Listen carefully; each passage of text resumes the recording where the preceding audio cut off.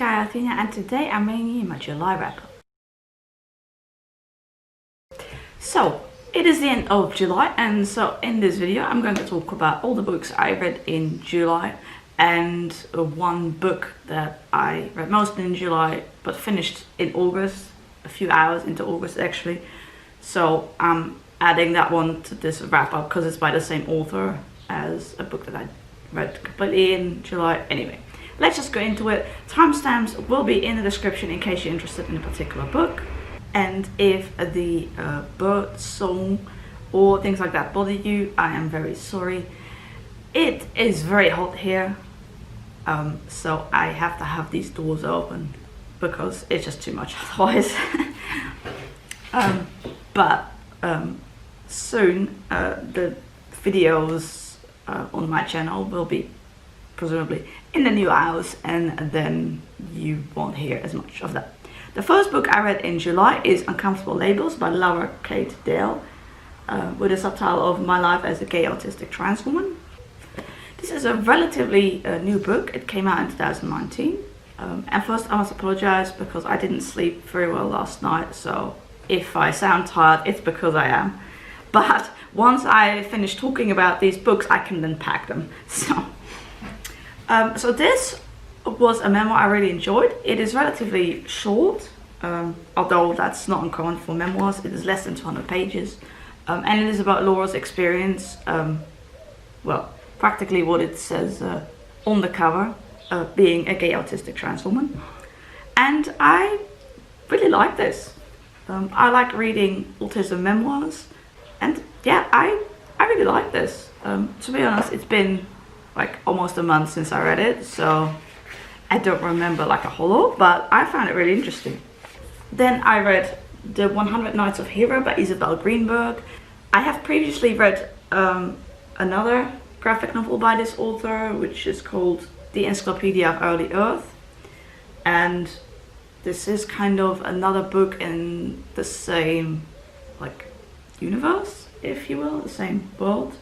This is a graphic novel, so I'm gonna show you some of the art if I can. And here is the synopsis. Yeah, the synopsis doesn't actually say a whole lot, so I don't really want to spoil it by saying too much. But the book has a few like stories within the story, if that makes sense. And there are LGBT elements in this, and like some of the stories also have kind of themes of patriarchy and it, but you know, the nice thing is then you know, the main characters in this book are women, and so like there's kind of a feminism theme or something.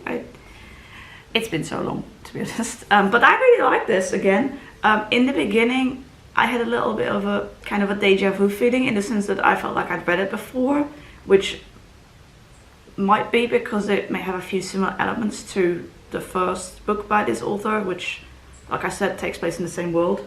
It's interesting because I read a Goodreads review afterwards, and that person said that when they started reading it, they had a feeling the art was a bit different than the author's first book, so they could hardly believe they were written by the same person. And I was like, well, that's not at all the feeling I had. So, but anyway, I really like this. Then I read a bunch of graphic novels by Tillie Walden. I have previously read Tillie Walden's graphic memoir called Spinning. I don't have it here with me because it's at the new house.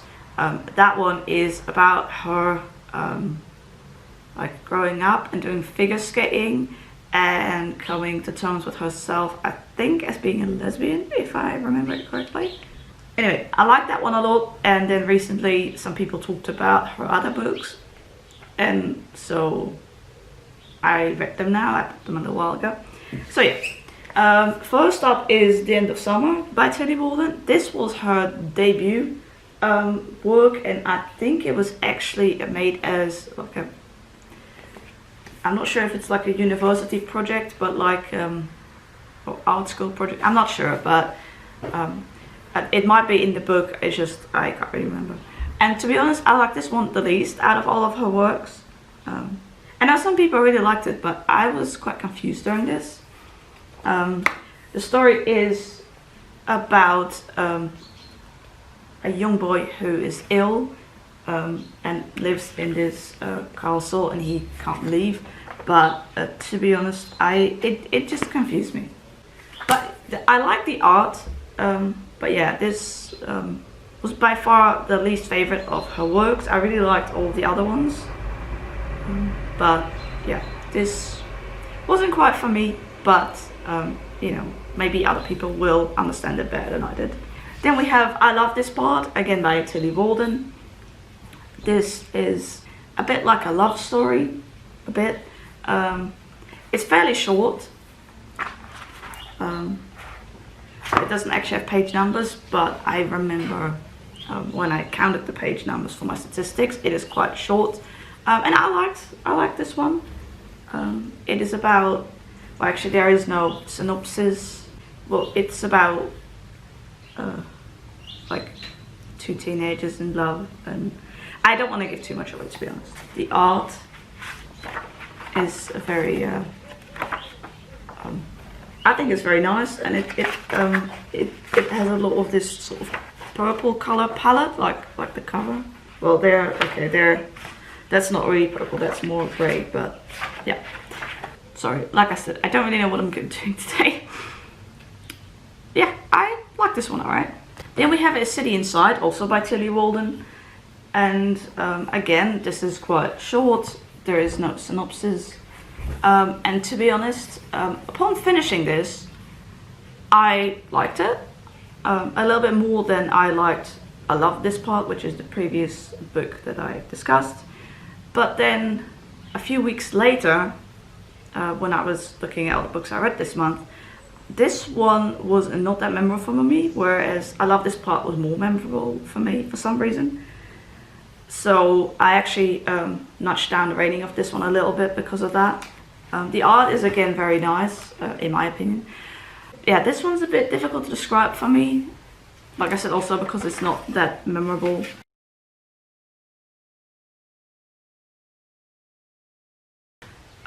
So I liked it a lot at the time. But yeah, afterwards, a few weeks later, I can't really remember. Sorry. But yeah, it was an alright read at least. And now comes my favourite of her works that I read this month, and that is On the Sunbeam by Tillie Walden. So the author first published this as a sort of webcomic online. So if you're interested in reading this, you can find it on her website online. If I remember, I will leave a link down below. Or at least if you're doubting whether this is something for you, you can at least read the beginning or the whole thing on her website. But yeah, I love this. Here is the synopsis. I don't know if you can really see that. This is science fiction. It has really nice art, in my opinion. It is also the longest of her books. And this is about what they call a restoration crew, and they travel around to different places to restore like buildings and things. And it is also about two girls in boarding school. They fall in love. There is a non-binary character in there, which I thought was really nice, and we need more of that in literature and also in other media. And yeah, I love this. I mean, I'd heard people praising this book before I went on to read it, but yeah, this was, like I said, my favorite of her works, and one of the favorites of the month actually. So, yeah, the last Tillie Walden book I read this month, and also I think I have read all of her works now, is Are You Listening by Tillie Walden. This is also the newest one. This was published in 2019. Here is the synopsis. And this book is about Bea. In Dutch we pronounce it Bea, but now I think about it, I don't know if the pronunciation is actually different in English. I once knew someone named Bea, but anyway. The art is again really nice. This has again LGBT elements. There is a trigger warning for this to do with sexual assault. So if that bothers you at all, know that before going into this. I really like this one. So On a Sunbeam was my favorite. This one I really liked as well. Not quite as much as On a Sunbeam, but this one was really good as well. And yeah, it is about two people going on a road trip. So Bea is on the run, and then she runs into Lou, and they decide together to go on this road trip. I liked it. Yeah, sorry. Okay, the next book that I read is The Thrill of the Haunt by A.J. Copperman. This is the 5th book, I believe, in the Haunted Guesthouse mystery series. I read and liked the first few books in this series, and now I read the next one. And this one was again really good. This series is about a woman, Alison Kirby, and she buys this old house and uses it as a guest house. This is a paranormal mystery series, I would say, because there is ghosts involved, as you find out at the beginning of book 1. And this was another really nice mystery. You will get the most out of the series if you read them in order, though every book does explain like the major things that have happened before. You will get more out of the series if you like read them in order. But yeah, I really like this. Sorry if that's repetitive. Then I read Night Without Stars by Peter F. Hamilton. This is book 2 in the Chronicle of the Fowl duology. And unfortunately the letters on the front have sort of faded, because before I started to read this book they were a lot bluer. I don't know if you can see that, but a lot of it has faded a bit, which I don't know if that was because of how I hold the book, but it's a shame though. I'm not going to show you the synopsis because this is book 2 in the duology. I discussed book 1 in my June wrap-up, I believe. So if you want to know more about this, I would recommend going to that video and clicking on the timestamp for the first book in this duology. I enjoyed this conclusion. I actually read it pretty fast, also considering that it's quite a big book. The major problem that I had with book 1, and I enjoyed it apart from that, was the author uses white as default trope. And in this one, gladly that wasn't as apparent. There wasn't as much of that. But of course, some of the characters in this book we already know, so they don't need to be introduced again, if that makes sense. But yeah, this was it. I enjoyed it. I really liked some of the twists in this book. Some other parts were a bit slower for me. Overall, an enjoyable read for me. Yeah. Oh, I didn't say it all, but this is adult science fiction. I forgot to say, there is a bit of ableism in Night Without Stars. Just wanted to point that. Then I read Meet Me in Outer Space by Melinda Grace. This is a young adult contemporary, and it is about a older teenager who has a learning disability to do with hearing and how she processes sound. Here is the synopsis. There's also a love story in this. So she is in college, and she is really into fashion, and so she wants to spend a bit of time in France, in Paris, because there's a lot of fashion stuff there. She is from the United States, and so she goes to college in the United States, so she needs to take more French courses to help her be in Paris later on. But that is difficult because the professor that gives the French course is not really willing to help her out regarding her learning disability. I really liked this. We're seeing a repetitive theme here. I read this in one day, and this is an own voices story. This was excellent. I really liked it. We need to see more like disability representation in books, and that was one aspect I really liked about this book. Yeah, I really liked also the talk of fashion and love plot, and yeah, I really liked it. Then I read Duivelshanden by Heide Boonen. This is a book I picked up on a library sale, I'm not sure, a few years ago or something. So yeah, all I knew before I was getting into it was the synopsis on the back, which has to do with a younger teenager named Boonen. And one day she gets really angry and hurts another girl at her school. And once she is home, she locks herself in her room and refuses to speak or eat. So her dad gives her a blank notebook so that she can write down what's going on.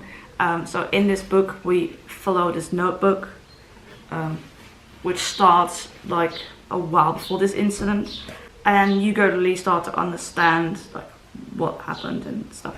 Yeah, I like this. There was one aspect I didn't like about it, which is that a lot of my non's classmates, she doesn't use their names, but she describes them, yeah, with each one has like a specific word or let's say nickname attached to them, which makes sense. But for one character, which was a side character, the name that they have, I think, was based on their skin color, if you get what I mean. And that is not something that I was okay with. This book was written in 2001, so I mean it is 19 years old at this point. But just that was one bit that I was not so keen on, for this reason. I presume it has to do with her skin color, because the name of this girl was Brown as a nickname. Took it to mean that she was brown skinned, but yeah, I didn't like that. I didn't like the rest of the book. The chapters were pretty short, and I enjoyed the writing style, and it was nice to read something Dutch after reading quite a few English books. Now, I don't know anything about this author. They don't seem to be very well known, at least not on when I tried to look it up. But yeah, this was a nice read for the most part. Then I read Full of Sound and Fury by Shaylynn Hayes. Hopefully I pronounced that correctly. And this is about suffering with misophonia and sensory over responsivity. Yeah. So this is a sort of memoir. It is, I think, self-published, and it is about suffering with misophonia. So the author herself has misophonia, and she, during the book, she also interviews people who have it as well. And there's also a part of the book that has some tips and things. So it's not just a memoir, but now I have previously read one fictional book that had a character in it. The main character in that book had misophonia. It's Sound by Kelly Bruno. Again, isn't here because most of my books are at the new house. I like that book. So before I started this book, I knew a bit about what misophonia is. And I actually bought those two books. I think I ordered them at the same time. But yeah, it just took me a bit longer to get around to this one for some reason. Yeah, I thought this was a nice read. Here's a synopsis, but so misophonia is this condition where people who suffer with this condition, when they hear specific sounds or see specific visual things, it makes them really angry. Like they can't stand the sounds and the visuals, if that makes sense. But if you want a better explanation, I would highly recommend going to like someone who actually experiences it, such as this author or other people. It's from 2016, and this is the second edition, which has some improvements, edits over the first edition. But yeah, I really like this. While I don't think I have misophonia, I can in some ways relate to these people because I too am very sensitive to input, Now, it's not like these people that it will make me involuntarily very angry, but there are specific sounds that I find really difficult to hear. I feel for these people, and the author is right, we need more research into this. Okay, then we get to the next book, which is The Noble Girls by Amy Reed. This book has been recommended by quite a few people. I picked it up now because Olivia from Olivia's Catastrophe talked about it in one of her videos, and I really like this. So this book has a theme of feminism and rape culture. It is about, so obvious trigger warnings for rape, sexual assault, and it is written mostly from the perspective of 3 girls, and these 3 girls are brought together because of what happened to another girl, Lucy, and she left the school in the area after something traumatic had happened to her, rape, but she wasn't believed by most people, and so these 3 girls take it upon themselves to change things in their school and everything. This was, I love this. This was again a favorite of the month. All 3 girls are very different characters, and I really like all 3 of them. One of the reasons I initially picked this up because one of the girls is autistic. So obviously, with me being autistic, I am interested in books with autistic characters. But all 3 girls are really interesting characters. The rest of the characters are interesting as well. And this had an amazing message, and yeah, loved it. My next book is Het Bedrog van Opal, Artemis Fowl, book 4 by Eoin Colfer. I buddy read this book with Olivia from Olivia's Catastrophe. So I think I read this one and bits of The Noble Girls, like similar days, but anyway. So this is book 4 in the series. This series is about Artemis Fowl, who is a teenage genius. It also involves the elves. Anyway, I've talked about this series in my previous wrap-ups of July and May, so feel free to check those out if you want to, or check out Olivia's channel, because I feel that she is much better at describing the series than I am. I really liked this book 4, yeah, and I really enjoyed buddy reading it with Olivia.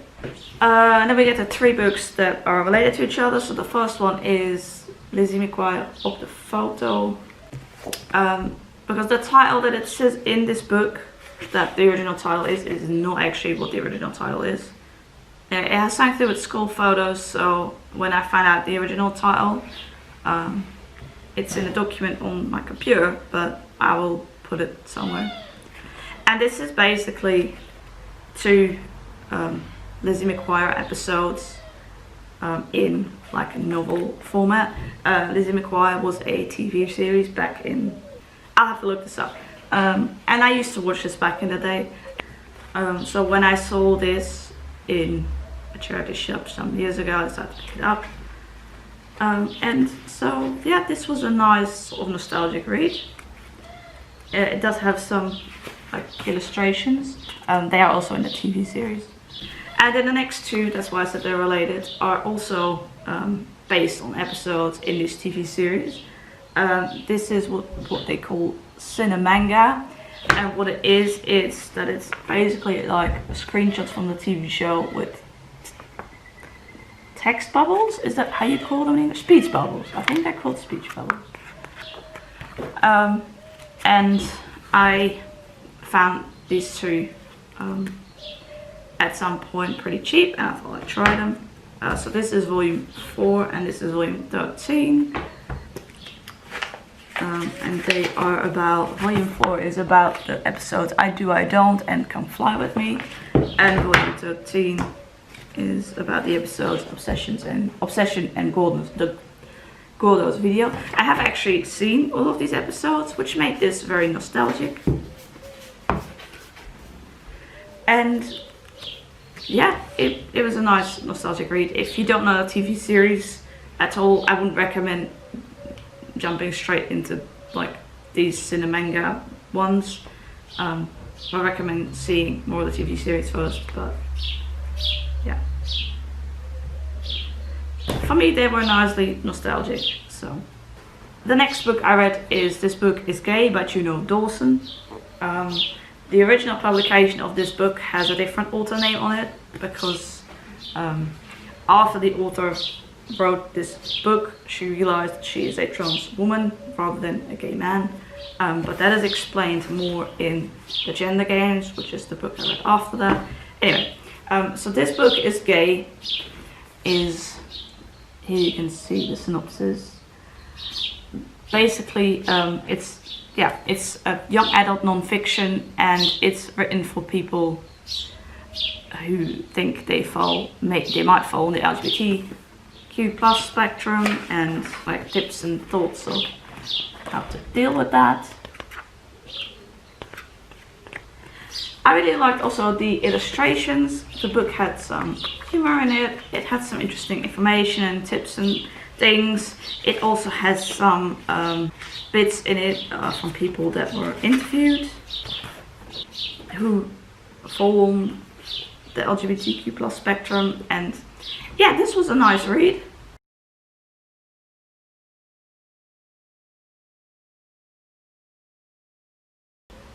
And then we get to the last book that I'm discussing in this wrap up, which is The Gender Games by Juno Dawson.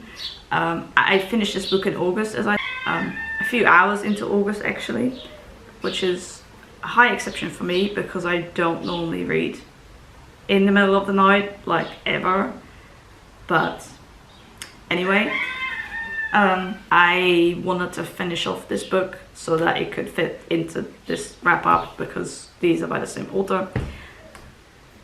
Anyway, so this is Juno Dawson's memoir, as well as some bits of information about gender, and I really like this. This was also a really nice read. Yeah. I really like most of the books this month, with a couple of exceptions that I didn't like as much. And yeah, this is basically Juno's journey with how she got to realize she's a woman and transition and all that. The book has some humor again, which I appreciated, which I liked. The other thing that had me confused was some of the references to celebrities. Now, Juno Dawson is from the UK, and well, I don't know a lot of these celebrities. That's not the author's fault or anything, that's just me being from a different country and all. Not that I would say I know lots of Dutch celebrities, but more than I think celebrities from other countries at least. But anyway, because she mentions some of the icons that have helped her realize, you know, how things work for her and stuff. So I recognize some names but not others. Anyway, I really like this. Yeah, it was really interesting. This was a really good memoir, read it if you're interested. That gets us to the end of this wrap up. Hopefully it was not too long. I tried my best. I'm sorry if there wasn't much detail. And I was like, I really like this for most of the books. As I said in earlier videos, I am going to be moving in a couple of weeks. So I don't know when I'm going to be able to have videos up in the new house, or like an August wrap up or stuff like that. I have a couple of buddy reads planned in the first half of August, specifically because I'm moving in the second half of August, so I don't want to do any buddy reads then, because I'm pretty sure there'll be some time where I won't have much time to read, or energy for that matter. So but I should at least be reading a couple books in the beginning of August in the first half, because I've planned those buddy reads. So if that's you, hi. You know, wherever you are, I hope you're doing well. I hope you're staying safe, and thank you very much for watching this video, and I hope to see you in my next one. Bye!